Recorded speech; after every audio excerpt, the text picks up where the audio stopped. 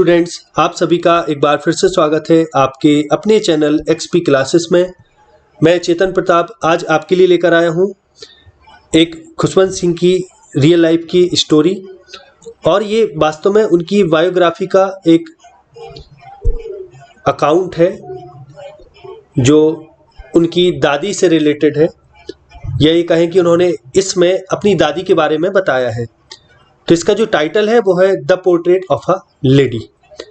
तो इसमें बताया कि कैसे उनका बचपन उनके दादी के साथ बीता है और वो कैसे फिर उनके और उनके दादी के बीच की रिलेशनशिप कैसी होती है, कैसे उनकी दादी उनका पालन पोषण करती हैं, फिर वो अपने माता पिता के पास शहर में चले जाते हैं, फिर आगे उनकी और हायर जो स्टडी होती है उसमें क्या कैसा उनका देखभाल होता है, उनकी दादी के साथ उनके रिलेशनशिप में क्या चेंज आता है, इस सब के बारे में इसमें बताया गया है।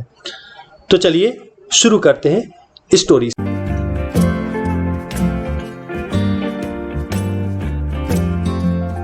खुशवंत सिंह बताते हैं कि उनकी दादी बहुत ही बूढ़ी हो चुकी थी और इतनी बूढ़ी थी कि कोई यह नहीं कह सकता था कि वो अब इससे ज़्यादा और बूढ़ी होंगी, क्योंकि ऑथर खुद उन्हें 20 वर्षों से उतना ही बूढ़ा देखते आए थे, वही झुर्रीदार चेहरा। लेकिन जब लोग उनको बताते हैं कि उनकी दादी कभी जवान थी, सुंदर हुआ करती थी, उनके बच्चे थे और उनके हस्बैंड भी थे, तो इस पर लेखक को विश्वास नहीं होता। क्योंकि जब वो अपनी दादाजी की फ़ोटो जो मेंटल पीस के ऊपर टंगी होती है उसको देखते हैं तो ऐसा कुछ भी नहीं लगता उनकी दादाजी की फ़ोटो को देखकर। और वे कहते हैं कि वो मेरी दादी के अर्थात उनके जो दादाजी हैं वो जब उनकी फ़ोटो को देखते हैं तो बताते हैं कि जो दादाजी हैं वो मेरी दादी के पति रहे होंगे, क्योंकि ऐसा उनको नहीं लगता, क्योंकि उन्होंने जो दादाजी हैं उन्होंने सफ़ेद कपड़े पहने हुए हैं और उनकी दाढ़ी बहुत बड़ी है, लगभग सीने तक, यानी इतनी बड़ी है कि सीने तक है। और उनकी पोर्ट्रेट देखकर लगता है, अर्थात उनकी पिक्चर देखकर लगता है कि उनके बहुत सारे ग्रैंड चिल्ड्रन रहे होंगे, अर्थात उनकी उम्र देखकर और भी ज़्यादा पता चलती है। अब आगे लेखक कहते हैं कि लेखक और उनकी दादी एक अच्छे दोस्त थे, यानी राइटर और उनकी दादी का बचपन की जो रिलेशनशिप थी एक दोस्त जैसी रिलेशनशिप थी। तो वो कहते हैं कि वो और दादी एक अच्छे दोस्त थे और उनकी दादी उन्हें अपने उन बचपन के गेम्स के बारे में बताया करती थी, जो लेखक को वे गेम्स इंटरेस्टिंग तो लगते थे लेकिन ठीक वैसे ही लगते थे जैसे पैगंबरों की कोई कहानी, यानी जो प्रोफेट्स की स्टोरीज होती है उनकी तरह लगा करते थे, क्योंकि उन्हें यकीन नहीं होता था कि इस तरीके के खेल भी हुआ करते थे। अब लेखक आगे बताते हैं कि उनकी दादी उनके लिए एक सुंदर महिला थी और बताते हैं कि उनकी दादी अपने सफ़ेद कपड़ों में बर्फ से ढके हुए हिमालय की तरह लगा करती थी, अर्थात उनकी दादी ऐसे ही सफ़ेद कपड़े पहना करती थी जैसे बर्फ की चादर लिपटी हो, और उनके चेहरे में एक स्थिरता और शांति झरती रहती थी हमेशा। दादी की उम्र अधिक होने के कारण वह ठीक से चल नहीं पाती थी और जब वो चलती थी तो उनका एक हाथ वो अपना कमर पर रख लेती थी ताकि वो अपनी पूरी बॉडी को बैलेंस कर सके, और दूसरे हाथ से अपनी माला फेरती रहती थी और अक्सर मुझसे कोई मंत्र बुदबुदाया करती थी, यानी कुछ ना कुछ बोलती रहती थी, प्रेयर में मंत्र कोई जपती रहती थी, माला फेरती रहती थी। और फिर आगे लेखक कहते हैं कि जब छोटे थे तो उनके माता पिता उनको उनकी दादी के पास छोड़कर शहर चले गए थे, तो जो उनका बचपन है वो दादी के पास ही बीतता है। उनकी दादी उन्हें सुबह जल्दी उठा दिया करती थी और स्कूल के लिए रेडी किया करती थी, और जब उनकी दादी उन्हें नहलाती थी तो अक्सर कोई प्रार्थना गाया करती थी, यानी कहने का मतलब है नहलाते समय कुछ ना कुछ गुनगुनाया करती थी और इस आशा में गुनगुनाती थी कि लेखक उसको सुने और सुनकर कुछ सीखे। लेकिन लेखक ये कहते हैं कि वो सुनते तो थे क्योंकि दादी की आवाज़ बहुत अच्छी थी, लेकिन वो उसको सीखते नहीं थे। अब फिर जब वो नहलाने के बाद जब उनको तैयार करती थी तो स्कूल की तैयारी करती थी उनकी, तो उसमें वो क्या करती थी, उनके पढ़ाई की जो भी ज़रूरी चीज़ें होती थी जैसे लकड़ी की स्लेट, मिट्टी की इंक पॉट, रेड पेन, इन सभी चीज़ों को इकट्ठा बांध देती थी और लेखक को दे देती थी। अब जब नाश्ते की बारी आती थी स्कूल जाने से पहले, तो बासी रोटी में मक्खन और चीनी लगाकर उनको मिला करता था। तो ये नाश्ता उनका होता था लेखक का। फिर इसके बाद उनकी दादी और लेखक दोनों साथ साथ स्कूल जाया करते थे। अब चूंकि जो स्कूल था वो मंदिर से लगा हुआ था, तो उस मंदिर का जो पुजारी था वही स्कूल में पढ़ाता था। और जब स्कूल शुरू होता था तो बच्चे एक पंक्ति में बैठ जाते थे, सभी एक रो में, और सभी लोग अपने अपने लेसन जो भी टीचर पढ़ाते थे, वहाँ जो पुजारी वो पढ़ाते थे, प्रीस्ट वो पढ़ते थे। और दादी उसी समय, चूंकि दादी भी साथ में जाया करती थी, तो तब तक दादी उसी मंदिर के अंदर चली जाया करती थी और शास्त्रों का अध्ययन किया करती थी। और जब छुट्टी होती थी तो दोनों साथ साथ घर लौटते, तो उनके पीछे जो बहुत सारे रास्ते के कुत्ते लग जाया करते थे। चूंकि उनके दादी की रोज आदत थी, कुछ रोटी अपने साथ लेकर चला करती थी, तो लौटते समय जो कुत्ते मिला करते थे, बे कुत्ते, उन कुत्तों को दादी वो रोटी डाला करती थी। और तो इस तरीके से रोज का ही ये काम था। अब कुत्ते भौंकते गुर्राते उनके पीछे चला करते थे और लालच में रहते थे कि उनको रोटी मिले, तो उनकी दादी उनको रोटी डाला करती थी। अब लेखक के माता पिता भी शहर में, अब क्या होता है कि आगे की बात लेखक करते हैं कि जो लेखक के पेरेंट्स हैं वो शहर में सेटल हो चुके होते हैं जब तक, तो वे लेखक और उनकी दादी को, यानी जसवंत सिंह को और उनकी दादी को शहर बुला लेते हैं। अब शहर जाते ही, जैसे ही वो शहर पहुंचते, तो चूंकि गांव का माहौल अलग होता है, शहर का माहौल अलग होता है, तो इस कारण से इनके बीच की जो रिलेशनशिप है वो थोड़ा चेंजिंग उसमें आ जाती। और हालांकि जो दादी और जसवंत सिंह का जो रूम रहता है वो एक ही रहता है, दोनों एक ही रूम में, एक ही रूम को शेयर करते हैं, यानी एक ही रूम में रहते हैं। लेकिन अब पहले जैसा गांव का माहौल तो रहता नहीं। अब राइटर जिस स्कूल में पढ़ता है वो एक इंग्लिश मीडियम का स्कूल होता है, और अब दादी को छोड़ने नहीं जाना होता है, बल्कि एक मोटर बस आती है, तो थोड़ा रिलेशनशिप में चेंजिंग आ जाती है। अब इस स्थिति में अब शहर में उतने कुत्ते भी नहीं थे कि जिन्हें दादी रोटी खिलाती, तो दादी के लिए जो टाइम पास होता था इस तरीके का, वो दूसरा टाइम पास ये होता था कि वो बरामदे में गौरैयों को इकट्ठा करके उनके लिए रोटी खिलाती थी। इस तरह बहुत सारे दिन गुजरते चले गए, कई वर्ष गुजर गए, और लेखक भी थोड़ा बड़े हो गए, राइटर भी थोड़ा बड़े हो चुके थे।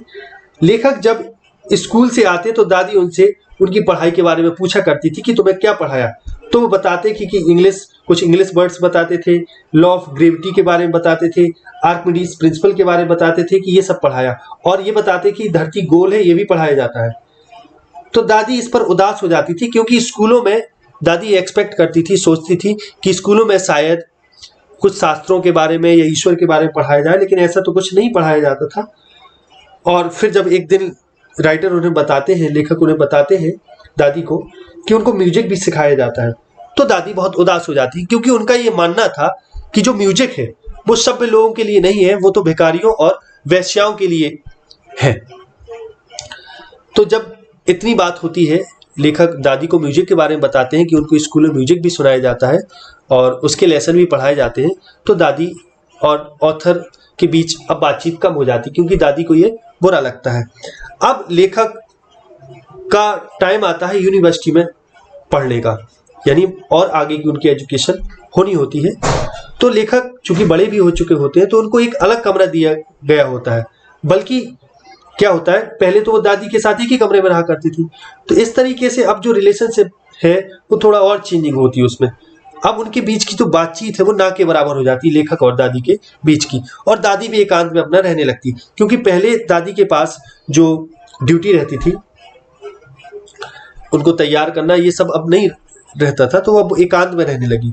और अपना पूरा दिन दादी फिर चरखा चलाती थी, और शाम को गौरैयों को चुनाया करती थी, रोटी डाला करती थी उनको, और सुबह से शाम तक चरखा चलाती और साथ में मंत्र भी जपा करती थी, अपनी माला भी फेरते रहा करती थी। लेकिन जब वो शाम को गौरैयों को खिलाती तो बहुत सारी गौरैया उनके पास आकर इकट्ठी हो जाती थी, और कुछ उनके कंधे पर बैठ जाती, कुछ सर पर, कुछ उनके पैरों पर बैठ जाती। लेकिन दादी उनको भगाती नहीं थी, क्योंकि दादी को वे चाहती बहुत थी, और दादी बल्कि उनके साथ एंजॉय करती थी, आनंद लेती थी। इस तरीके से दादी शाम के समय गौरैयों के साथ आधा घंटा बहुत खुशनुमा तरीके से बिताया करती थी।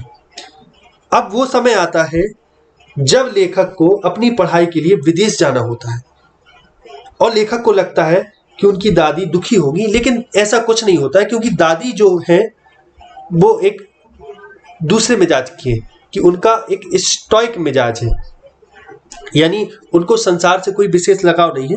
तो लेखक जब ये सोचते हैं कि दादी को बुरा लगेगा इस बात को जानकर कि उनको अब विदेश जाना है पढ़ने, तो वे दुखी होंगी, जबकि ऐसा कुछ नहीं होता, वो दुखी नहीं होती और वो लेखक को स्टेशन तक छोड़ने जाती हैं। लेकिन अब वो बहुत कम बात किया करती हैं इस समय, क्योंकि अधिकतर वह अपने मंत्र जप में ही लगी रहती है, अपनी माला फेरने में। और जाते जाते जब वो विदा करती हैं लेखक को, तो लेखक का माथा चूमती हैं और इस तरीके से उनको विदा करती हैं।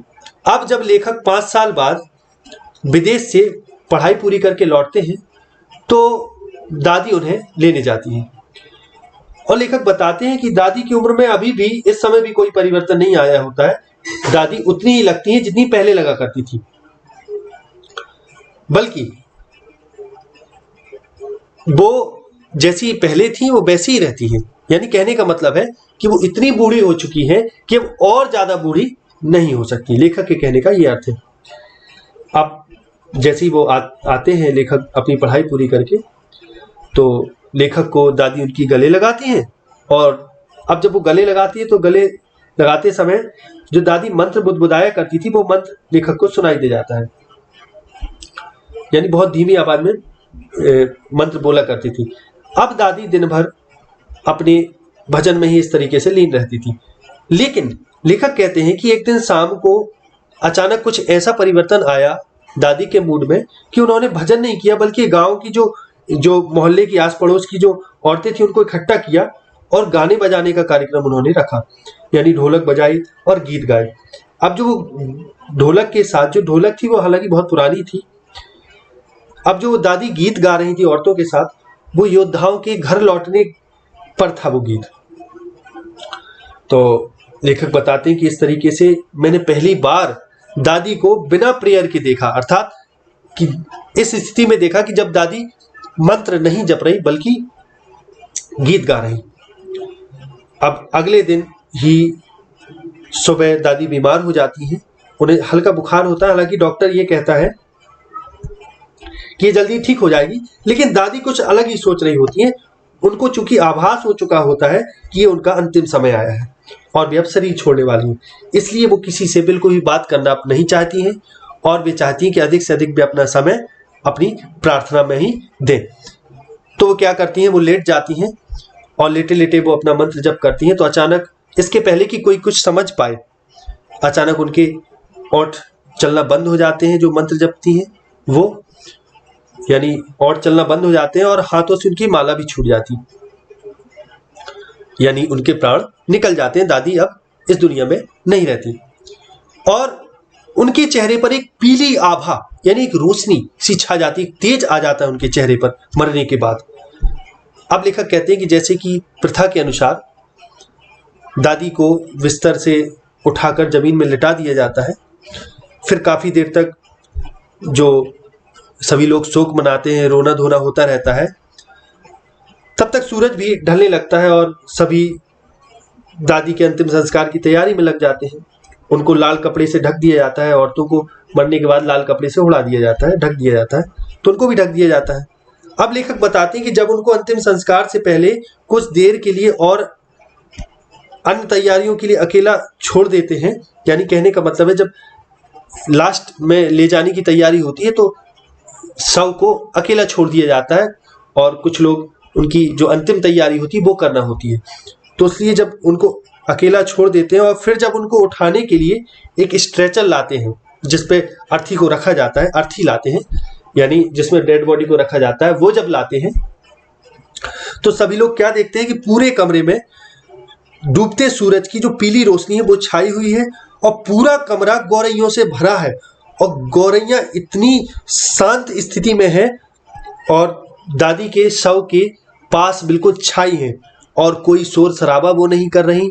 क्योंकि जब दादी जब चुनाया करती थी, उनको रोटी डाला करती थी, रोटी के टुकड़े तो वो सभी गौरैया उनके पास इकट्ठी हो जाती थी और बहुत सारा शोर करती थी और शोर से वातावरण भर देती थी। लेकिन आज जब दादी नहीं रही तब ऐसी स्थिति नहीं है, बल्कि गौरैया बिल्कुल शांत हैं और वे भी शोक मना रही। तो ये सब देखकर जो अन्य लोग वहाँ होते हैं, ऑथर की माँ, ये सब बहुत दुखी होते हैं। उनको चिड़ियों को देखकर बड़ा पश्चाताप होता है। तो ऑथर की माँ कुछ रोटी के टुकड़े लाकर उनको डालती हैं, लेकिन वो नहीं खाती और वो टुकड़े ऐसे ही पड़े रहते हैं। और फिर जब दादी को सभी लोग ले जाते हैं तो गौरैया भी अपना शांति से चली जाती और अगले दिन वो जो टुकड़े पड़े रहते हैं उन सभी को डस्टबिन में साफ करके डाल दिया जाता है, क्योंकि वो गौरैया नहीं जाती। तो इस तरीके से इसमें यह भी बताया गया है कि कैसे जानवर प्रेम को समझते हैं, जीव प्रेम को समझते हैं, चिड़िया प्रेम को समझती हैं। तो इसमें तो ये जो कहानी है वो यही समाप्त। हाँ तो स्टूडेंट्स, ये स्टोरी आपको कैसी लगी? ये खुशवंत सिंह जी के जो रियलिस्टिक अकाउंट है उनकी बायोग्राफी का, ये आपको कैसा लगा? यदि आपको ये अच्छा लगा है, ये स्टोरी अच्छी लगी है, तो इस वीडियो को लाइक ज़रूर करें और इसको अधिक से अधिक शेयर करें और हमें कमेंट सेक्शन में ज़रूर बताएं कि आपको ये वीडियो कैसी लगी, ये स्टोरी कैसी लगी। क्या आपके साथ भी ऐसा कभी हुआ है कि आपकी दादी के साथ आपकी रिलेशनशिप ऐसी ही थी, या आपकी दादी ऐसी थी जैसी ऑथर की दादी थी? तो आप हमें कमेंट सेक्शन में ज़रूर बताइएगा। चलिए आगे ऐसी किसी स्टोरी के साथ मिलते हैं। तब तक के लिए नमस्कार, जय हिंद, जय भारत, वंदे मातरम।